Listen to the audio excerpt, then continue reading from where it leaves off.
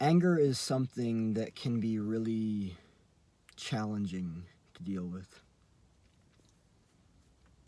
To look at oneself and see the capacity for a monster of profound destruction and darkness.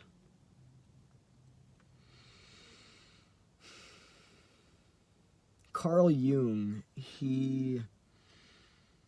I believe it was him at least, who talked about how a human's capacity to be good is as much their capacity to be bad, right?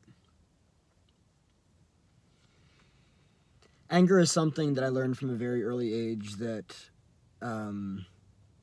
is not okay. And learning to integrate all emotions and understand that emotions are just emotions and that there's really no such thing as an emotion that's bad. That they're just emotions. It's challenging, you know?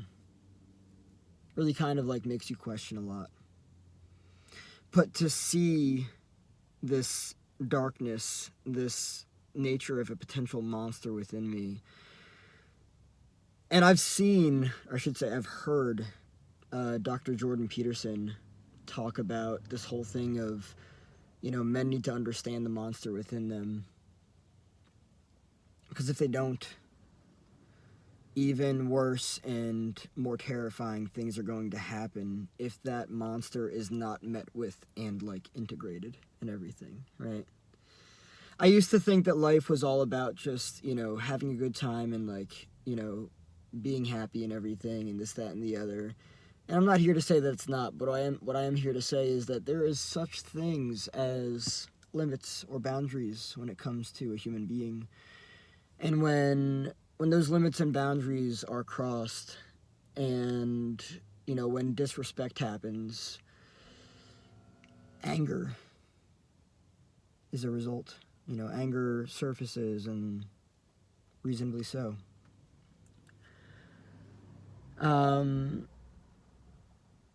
It's really hard to look at myself and look at the ways in which my monster has surfaced, the ways in which I have done things that I'm not happy about, right? And I really do the best that I can to just kind of redirect my focus to be a better person. But other times I look at it and I recognize that I think that there's been a very serious lack of integration. But the lack of integration is just a layer of the cake, right? The very first and foremost thing is the matter of being able to sit with anger, right? If a person is taught that anger is unacceptable and that they shouldn't feel it, they're going to have a very hard time even sitting with it to begin with, let alone integrate it. You can't integrate something until you really sit with it, right? And anger is there to show you something. It's there to show you that there's an external threat, right? Maybe you're being mistreated. Maybe your boundaries are being violated. That causes anger. It does. It causes a lot of anger.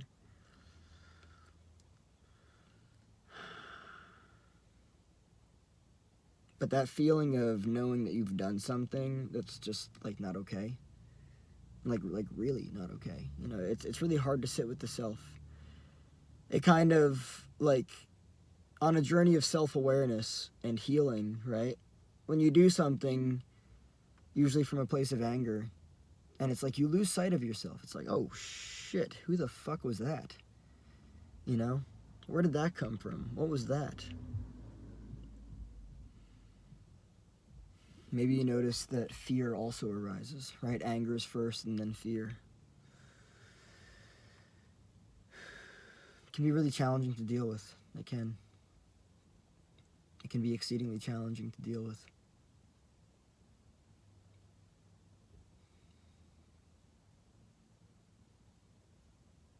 These kinds of situations and experiences that I have found myself in, they really point towards more of looking at me, which is not always easy. Looking at the self. If there is, as Carl Jung explained, darkness, just like there is a light inside of us, right? We're capable of doing as good as we are evil, you know, as good as we are bad.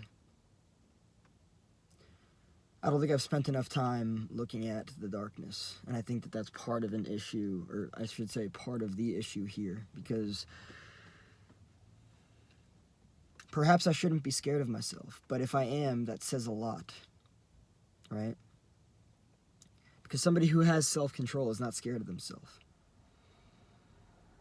And every time that I've looked at myself and I've realized that I don't have the level of self-control that I'd like, even though I I have a lot of self-control, and that in and of itself is even an understatement. I have a lot of self-control, a lot of self-control. I would argue a stupid and absurd amount of self-control. When that in and of itself becomes jeopardized, I scare myself. I do. You know, maybe I tell myself that I'm not going to do something. Maybe I tell myself that something's not going to happen, right? I'm really firm on it, right? And then boundaries are pushed and then violated. Yeah.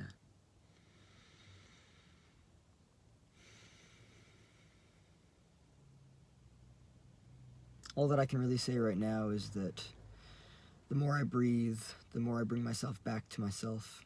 And in any moment when I find myself getting outside of myself, when I do breathe, it really does bring me back to myself. I think that the breath is the gateway, the key to the present moment. And, you know, like, I'll end off with this because I think this is really important to understand. A lot of people make really bad decisions from a place of fear and anger, right? Really, really bad decisions.